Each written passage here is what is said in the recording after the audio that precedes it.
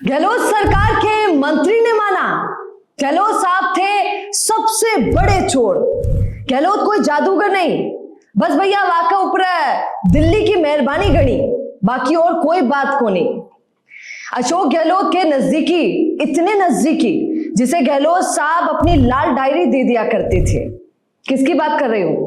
गहलोत सरकार के मंत्री की बात कर रही हूं, राजेंद्र गुड़ा। अचानक अशोक गहलोत के सारे राज खोलने पर तुल गए राजेंद्र गुड़ा।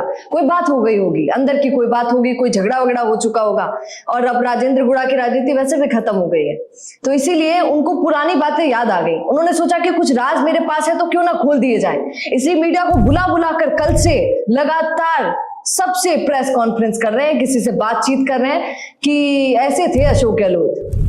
जब तक, वो एक शायरी है आपने सुनी होगी, जब तक तेरे पास चांदी सोना तब तक मुझे है तेरा होना, और जब तू खाली हाथ हो जाना तब सब शुरू करते हैं खिलाफत करना।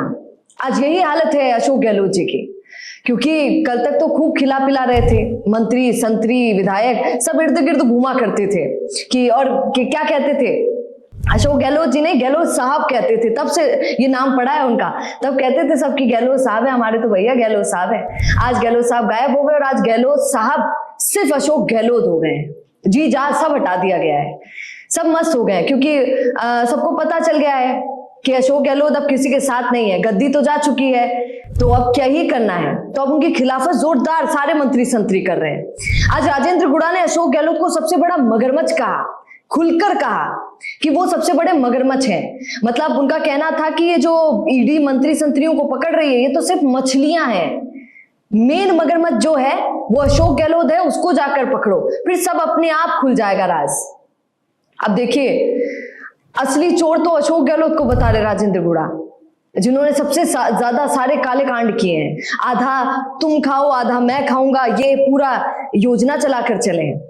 अशोक गहलोत के जितने भी मंत्री थे, हम बात कर ले महेश जोशी की, हम बात कर ले प्रताप सिंह खाचरियावास की, प्रमोद जैन भाया की, ये सब के सब जो ईडी जिनके यहाँ छापा मार रही है और जिनकी तलाशी कर रही है, वो सब सिर्फ एक चेहरे के तौर पर दिख रहे हैं। असली गुनहगार ये नहीं है, राजेंद्र गुड़ा बोल रहे हैं, असली गुनहगार अशोक गहलोत हैं।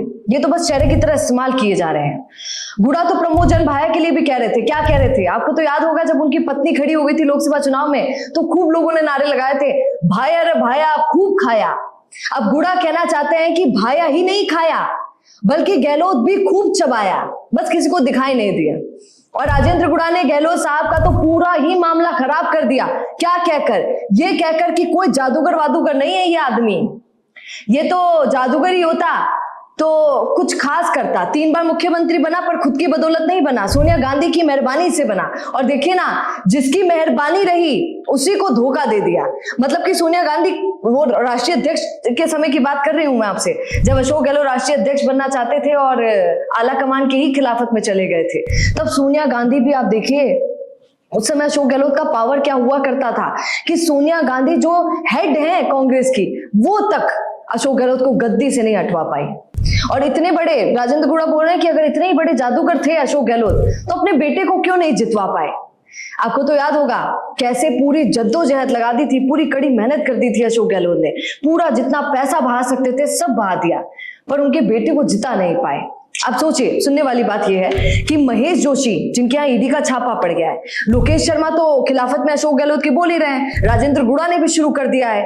अब बस इंतजार महेश जोशी का है, क्योंकि महेश जोशी के घर तो आ गई है ईडी और ईडी पूरी बातें पूछेगी। तो हो सकता है कि लोकेश शर्मा और राजेंद्र गुड़ा से प्रेरित होकर महेश जोशी भी अपना मुंह खोल दे और सारा सच उगल दे, क्योंकि राजेंद्र गुड़ा ने बोल दिया है कि ईडी को मैं यहां से बोल रहा हूं मीडिया से कि मेरे पास आओ, मेरे पास खूब सारे सबूत हैं अशोक गहलोत के खिलाफ, दूंगा तो सब साफ हो जाएगा। पर आप सुनिएगा कितनी अजीब बात है, पूर्व मुख्यमंत्री अशोक गहलोत जिनकी खिलाफत में इतने सारे लोग खड़े हो गए, कुछ छोटे मोटे नहीं, उन्हीं की सरकार के इतने सारे मंत्री, कहले की विधायक, उसके बावजूद अशोक गहलोत के खिलाफ कोई कार्रवाई नहीं हो रही है, कोई एक्शन नहीं लिया जा रहा है। ये बहुत बड़ी बात है। तो ये सरकार को भी इस पर ध्यान देना चाहिए और ये सोचने का विषय है कि एजेंसियां क्यों आकर अशोक गहलोत की तलाशी नहीं ले रही है और क्यों पूछताछ नहीं कर रही है। पर ये देखना होगा कि क्या होता है अशोक गहलोत के खिलाफ एक्शन पर। आप ऐसे जुड़े रहिए राजस्थान के साथ। नमस्कार।